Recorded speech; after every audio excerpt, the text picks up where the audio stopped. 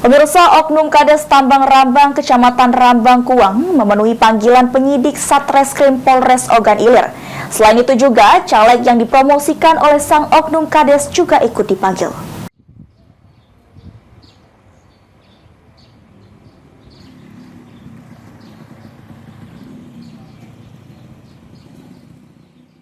Menggunakan mobil Oknum Kades berinisial AP datang ke Polres Ogan Ilir untuk memenuhi panggilan penyidik Satreskrim. Selain Oknum Kades, polisi juga memanggil calon legislatif Dapil Rambang Kuang Ogan Ilir berinisial HN untuk dimintai keterangan. Karena sang caleg sudah dipromosikan Oknum Kades AP. Sang Oknum Kades dan caleg memasuki ruangan yang sama di ruang unit Tipikor Satreskrim Polres tanpa memberikan keterangan dengan media.